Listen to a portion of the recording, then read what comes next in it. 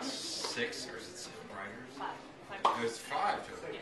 Six? Okay, all right. Anyway, welcome everybody. Thanks a lot for being here.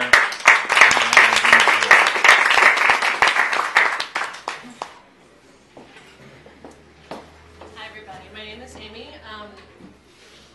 I had a lot of ideas before I became a writer about what a writer should be, and one of those things was when I first came to the Half King many years ago, I was like, I want to read here. That's something I knew I wanted to do for sure, so here I am. The other thing that I was pretty sure about was that writing was going to be a solitary endeavor, and that's why I did so little of it, because I don't like being alone. I like to be with other people. And I think that's why before getting my MFA program, or getting my MFA at Rutgers Newark, I couldn't get much traction on my stories. And upon graduating, 8 of us banded together to help one another navigate the ups and downs of this writing life. So last year, Morrow, one of our participants, opened his door to his artist studio at the Newman Leathers building in Hoboken, and that's where our name comes from. We meet once a month to discuss our new work, other writers' stories, and aspect of the craft, publishing industry stuff, and we continue our discussion on a group blog, newmanwritersgroup.com. So I've come to realize that earning a degree was just the beginning, and I'm honored to have these fellow writers as friends, and I rely on their insights and support on this long and winding writing road. We also appreciate everybody here coming out tonight. It keeps us writing, and it keeps us dreaming, so thank you very much. Our first reader tonight is my fellow Midwesterner, Brett Duquette.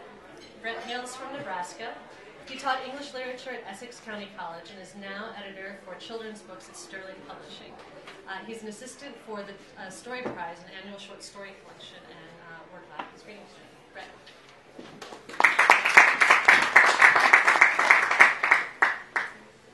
Thanks.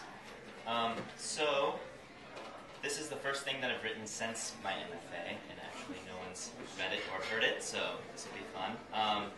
I work also as a camp counselor for the past 5 years I have for a camp that deals with pediatric AIDS, and so I'm working on a new collection, book, whatever it ends up being, and this is the sort of first bookend to it, and there's really nothing else you need to know. This is called These Ill Happenings. Darren was convinced, as he strolled away from the clinic, that blood doesn't belong to anyone. This was obvious, a simple matter of will and control. Blood moves, tunneling through your body or out of it without your permission. It has its own agenda. No one owns their blood any more than a jug owns the liquid plopping around inside of it. Blood doesn't belong to you. Sure, it is comprised of your proteins and has characteristics unique to you. It is made of your body, and it is necessary for you to live. But you can't say you own it. Blood is not your hands or your feet. You can influence these things. They listen to you. And sometimes, when they don't, you can force them to. A golden retriever, a television set, these are belongings.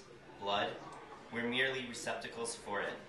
Blood swirls and moves, circulates, flows, is born, dies, is digested, floods, delivers, and receives without any directives given from our consciousness. It is an agent independent. It keeps us alive or betrays and kills us, but it does so unknowingly and all without our permission. It doesn't belong to us. Possession is easy. Something belongs to you if it obeys you, if it recognizes you, if it cares about you at all. So Darren knew he wasn't stealing as he dropped a vial of Mr. Bleeker's blood into his jacket. It was never really his in the first place. Darren drew blood from 20 or 30 patients a day. It was his only job, besides giving the maroon vials to the techs to test and process. He wasn't supposed to know which ones were infected with HIV. It was clinic policy. Only doctors, nurses, and techs had access to blood status. But Darren knew. Everyone knew. It was an HIV clinic. Patients came, got tested, and only returned if the results had to be administered face-to-face. It didn't take a sleuth to figure out what those results were. Once someone was diagnosed, they were directed to return every 4 to 6 months for routine blood work, checking CD4 counts and such. If Darren saw a patient twice, they were infected. Carol was always inconsiderate.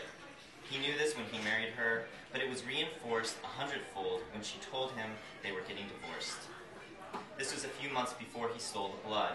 They were home, their baby floundering about in his arms, burbling at him like blowing kisses. She smelled like babies smelled, and he loved it. In the mornings, at work, before his coffee kicked in, he would raise his hands to his face and sniff her lingering scent. He could never wait to get home and play with her. She fascinated him, her caterpillar arms, her freckled legs and face, the way she identified everything in the world as food. He had never been around babies, as an only child, and once his friends started having kids, they disappeared as new parents do. Plus, Carol wasn't the kind of person you invited over for dinner. You either saw her at a bar, bowling alley, concert, or you didn't see her at all. The thing Darren loved most about his daughter, Sally, and the thing he could never get over, was just how nice she was. It seemed like a dim observation, but it was true. Maybe all babies were like this. Tender, happy, easy to get along with, he didn't know. But even when she was fussy, all she needed was an embrace to soften her again. No one else he knew was like that.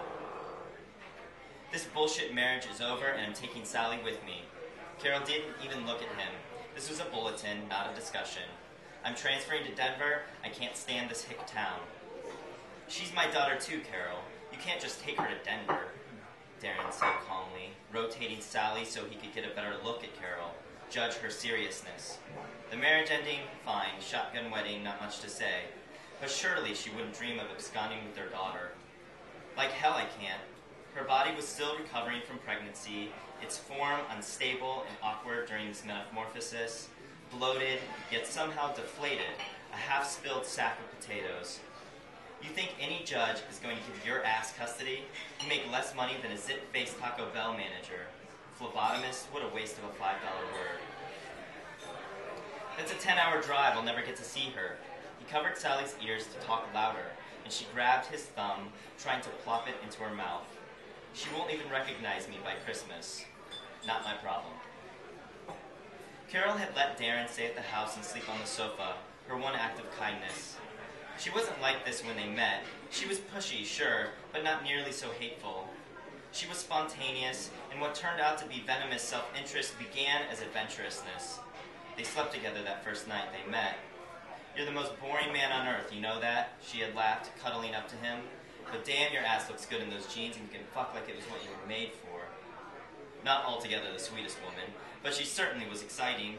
And at first it was obvious that she liked a man who could handle her unreliability, withstand her whims, and still pick her up at 2 a.m. without castigation.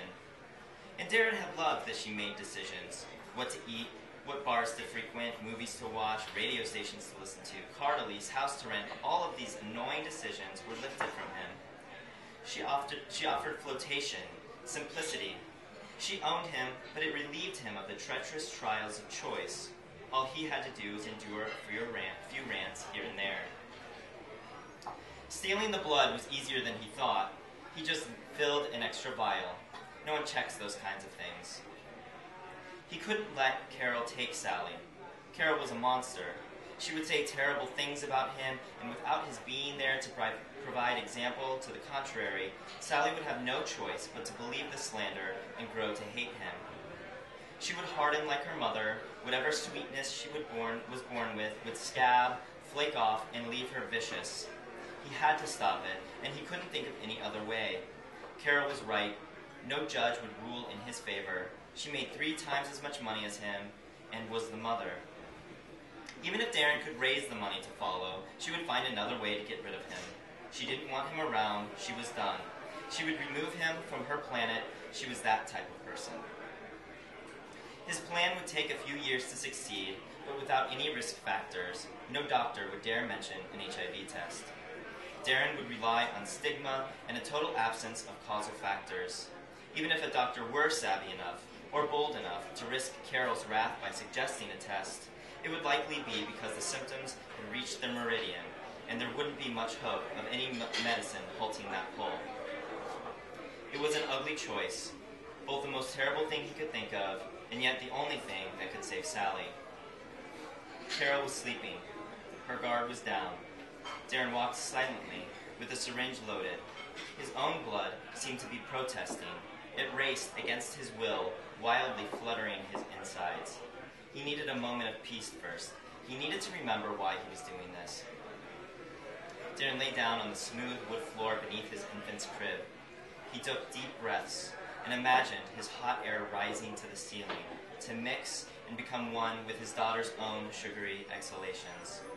They would fold into each other before cooling, falling down as new air, their air, to be inhaled separately and recycled upward again as if they belonged together.